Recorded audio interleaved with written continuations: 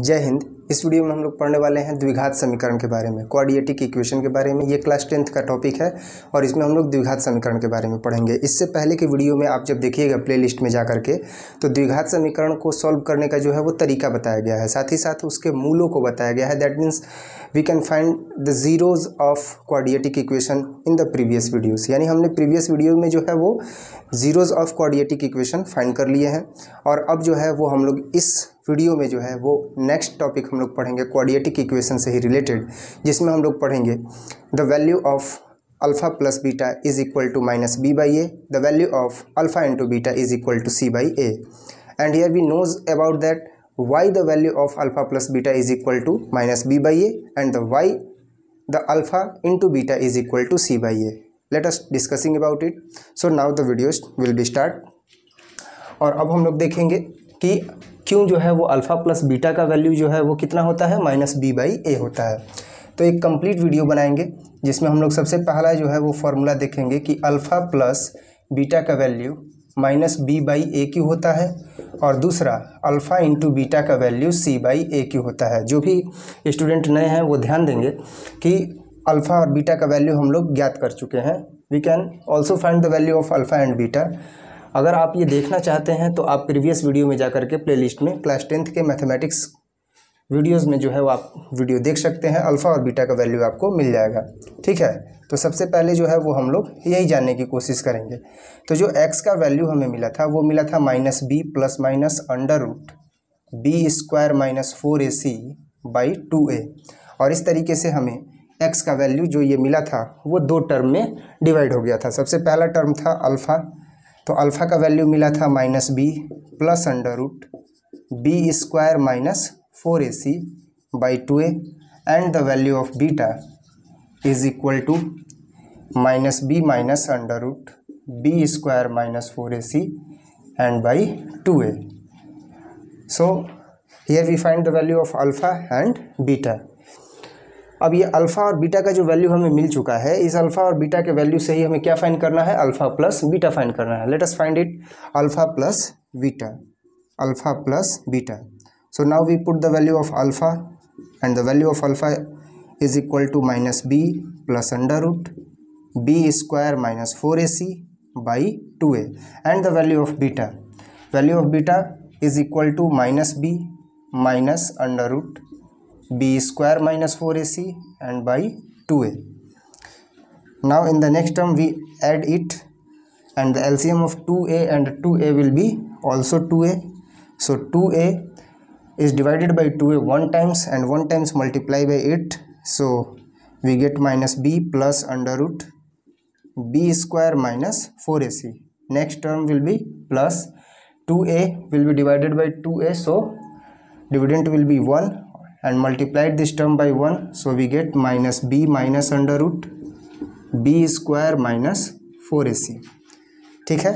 अब हम अगर इस टर्म में देखें तो नेक्स्ट टर्म में हमें क्या मिलने वाला है, तो नेक्स्ट टर्म में हमें मिलने वाला है, ये देखा जाए, ये है plus under root B square minus 4ac और ये है minus under root B square minus 4ac.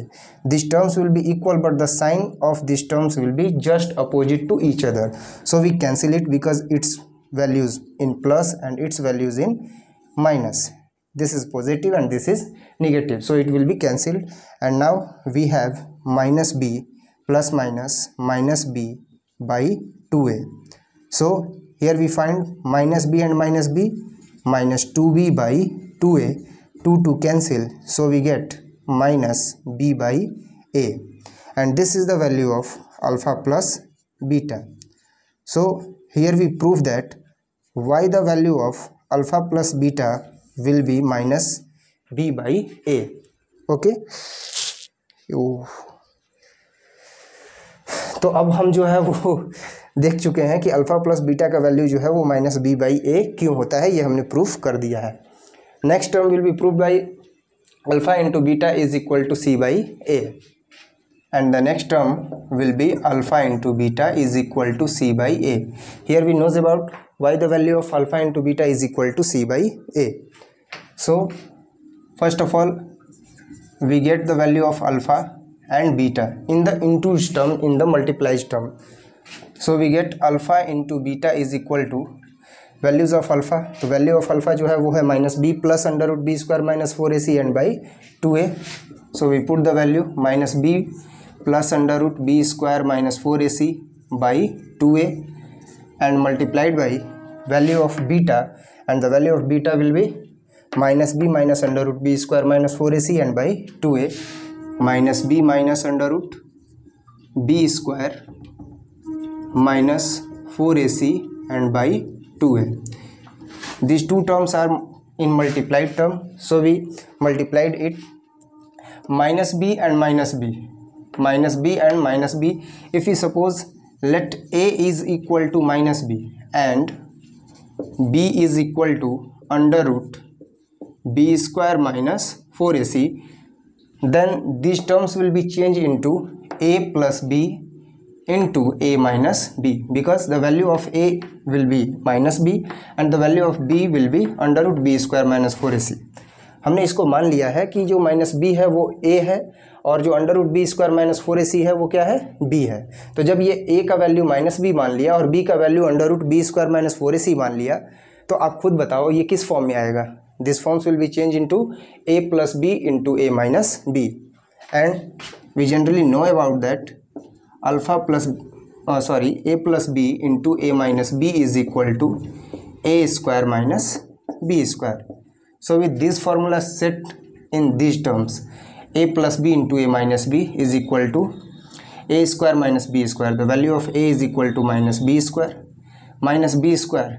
The value of b is equal to b² minus 4ac and the square, and 2a and 2n. When 2a multiplied by 2a, we get 4a². So this term will be changed into b² minus √b² minus 4ac, change into b² minus 4ac by 4a². The next term will be b² minus plus minus b² minus minus plus 4ac by 4a². And here we find b² positive and b² negative, and it will be cancelled. So we get 4ac by 4a², 4 cancel, a cancel, and the next term will be c by a. And this is the c by a, the value of alpha into beta. The value of alpha into beta will be c by a, and we are generally trying about to get alpha into beta is equal to c by a. So alpha into beta is equal to c by a. Mainly we put the value of alpha and the beta and generally multiplied it, and the product of alpha into beta we get c by a. So c by a is equal to alpha into beta and minus b by a is the value of alpha plus beta. तो इस तरीके से हमने यहाँ पर discuss कर लिया, यहाँ पर देख लिया कि अल्फ़ा प्लस बीटा का वैल्यू -b बाई ए क्यों होता है और अल्फ़ा इंटू बीटा का वैल्यू c बाई ए क्यों होता है। ठीक है, अब हम लोग ये जानने की कोशिश करेंगे कि अगर कोई क्वाड्रेटिक इक्वेशन दिया गया हो तो उस क्वाड्रेटिक इक्वेशन को कितने तरीकों से, कितने मेथड से सॉल्व किया जा सकता है। उससे पहले आप लोग इसका एक स्क्रीनशॉट ले लीजिए और तब हम लोग नेक्स्ट टर्म में आगे बढ़ते हैं। उम्मीद करते हैं आप लोग इसका स्क्रीनशॉट ले लिए होंगे। और अब हम लोग जानेंगे क्वाड्रेटिक इक्वेशंस को सॉल्व करने के मेथड्स के बारे में। जनरली जो है वो क्वाड्रेटिक इक्वेशंस को सॉल्व करने का 3 मेथड है। सबसे फर्स्ट मेथड जो है वो फैक्टर मेथड है, सेकंड मेथड जो है वो स्क्वायर रूट मेथड है, एंड जो थर्ड मेथड है वो है धाराचार्य फॉर्मूलास के थ्रू जो है वो हम सॉल्व करेंगे। तो सबसे पहला जो है वो, सबसे पहले एक क्वेश्चन हम लोग नोट करते हैं और क्वेश्चन नोट करने के बाद उसको सॉल्व करेंगे। कितने मेथड से सॉल्व करेंगे? 3 मेथड से सॉल्व करेंगे। तो क्वेश्चन हम नोट करते हैं। क्वेश्चन जो है वो एक 5x - 12 इज इक्वल टू 0, और इसको हम लोग 3 मेथड से सॉल्व करेंगे। सबसे पहला मेथड जो है वो, सबसे पहला मेथड होगा फैक्टराइजेशन मेथड। फैक्टराइजेशन मेथड,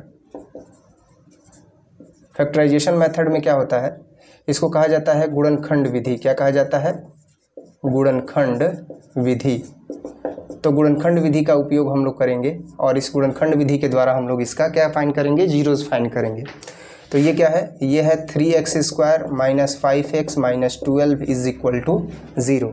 सबसे पहले हम क्या करेंगे कि x² का मल्टीपल और कांस्टेंट टर्म में मल्टीप्लाई कर देंगे। तो 12 3 कितना हो जाएगा? 36, और 36 का फैक्टराइजेशन करेंगे और ऐसा फैक्टराइजेशन करेंगे कि ऐड करने पर या सब्ट्रैक्ट करने पर ये मिडिल टर्म आ जाए। तो इसको हम लोग क्या कर सकते हैं, 36 को 9 × 4 इज इक्वल टू 36, 9 से 4 को माइनस करेंगे तो 5 आ जाएगा। क्लियर है। तो अब हम लोग क्या करेंगे, जैसे 9 से अगर 4 को माइनस करते हैं तो 5 आ जाएगा। अब टर्म है यहाँ पे माइनस, तो ये 9 को माइनस कर देंगे और इसको प्लस कर देंगे, तो खुद देखो ये -9 ये +4, तो यहाँ पे अब क्या आएगा, -5 आएगा। यही चीज़ यहाँ भी करेंगे, 3x² -9x + 4x -12 is equal to 0। Next term में हम क्या करेंगे कि 3x को कॉमन कर देंगे तो x - 3, और यहाँ से 4 को कॉमन कर देंगे तो x - 3 इज इक्वल टू 0।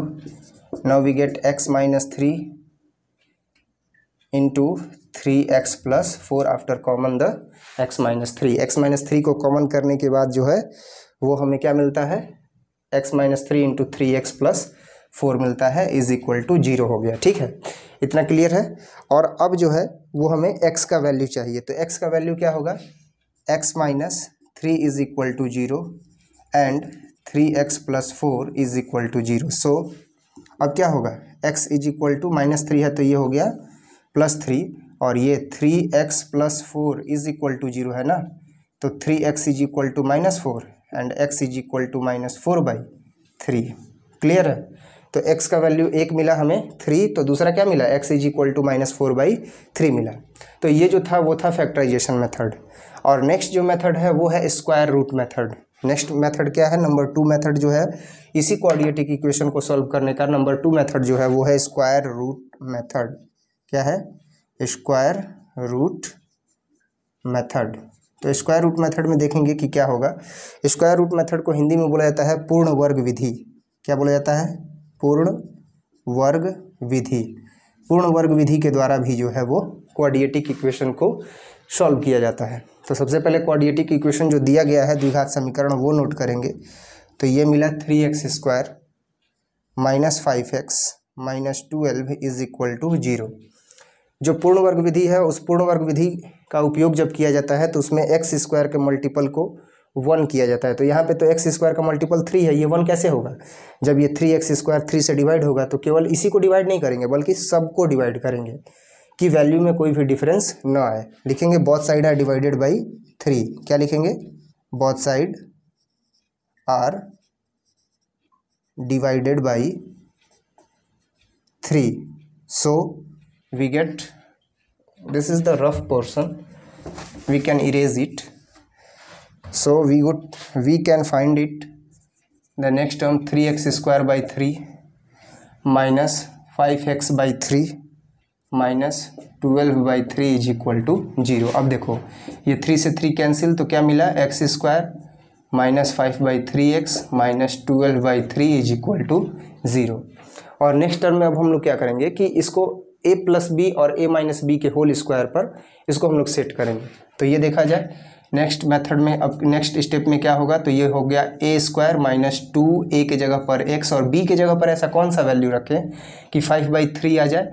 तो 5/3 आने के लिए यहाँ पे क्या करना पड़ेगा, 5/6 करना पड़ेगा। 2 3 × 6 और ये हो जाएगा 5/3x। तो -2ab + b² - b² and next term will be -12/3 is equal to 0। अब हमें क्या मिलेगा, we can find the next term a - b to the whole square। a - b, the value of b is equal to 5/6 to the whole square, and next term will be -5/6²। so this is change into 5 5 × 25, 6 6 × 36, -12/3 is equal to 0। अब जो हमें यहाँ पे ये value मिला है, ये x² वाले टर्म को लेफ्ट साइड ही रहने देंगे, बाकी जो भी निगेटिव टर्म है उनको राइट साइड में कर देंगे। The negative term will be placed into RHS side and the positive term will be just same to same. तो ये क्या हो जाएगा, x - 5/6 to the whole square is equal to 25/36 + 12/3।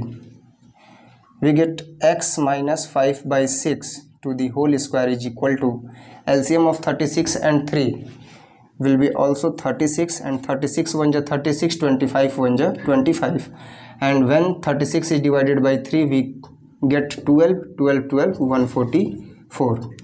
So next term will be x minus 5 by 6 to the whole square is equal to 549, 426, 136. So x minus 5 by 6 is equal to under root 169 by 36. So x minus 5 by 6 is equal to 13 by 6 plus minus, ये जो term होगा वो क्या होगा, plus minus होगा। 13 का जो square root होता है वो 169 होता है और ये 36 का जो स्क्वायर रूट होता है वो होता है 6। तो ये वैल्यू जब इससे आउट होगा तो वो प्लस और माइनस दोनों वैल्यू देगा।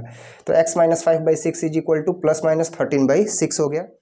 और नेक्स्ट जो है टर्म में हमें मिलेगा x is equal to plus 5 by 6 plus minus 13 by 6। So x is equal to 5 by 6 plus 13 by 6 and 5 by 6 minus 13 by 6. So we can find the value of x is equal to 13 5 18 by 6 and 13 से 5 को minus करेंगे तो क्या होगा, minus 8 by 6, 2 4 जा 8, 2 3 जा 6, 6 3 जा 18. So we can find the value of x is equal to 3 and minus 4 by 3. अब हम यहाँ देख सकते हैं कि ये जो x का वैल्यू क्या मिला है, x का वैल्यू 3 मिला है और x का वैल्यू क्या मिला है, -4/3 मिला है। फैक्टराइजेशन मेथड से भी x का वैल्यू 3 मिला है और x का वैल्यू -4/3 मिला है। तो अभी जो हमने देखा वो था यहाँ पर फैक्टराइजेशन मेथड, जो दूसरा देखा वो था स्क्वायर रूट मेथड। तो अब ये फैक्टराइजेशन मेथड और स्क्वायर रूट मेथड ये दोनों ही आप लोगों को अच्छे से समझ में आ गया होगा। आप इसको नोट कर सकते हैं और जब कभी भी अगर पढ़ें तो आप लोग कॉपी पेन लेकर के बैठिए और पढ़िए, ठीक है। मेरे वीडियोस जब देखिए तो कॉपी पेन लेकर के बैठिए, देख ही रहे हैं कितनी मेहनत हो रही है, आप लोग भी मेहनत कीजिए। इसका स्क्रीनशॉट ले लीजिए। अब नेक्स्ट जो इसका मेथड है वो मेथड अब हम लोग देखेंगे और नेक्स्ट मेथड है क्या, धराचार्य फार्मूलाज, ठीक है।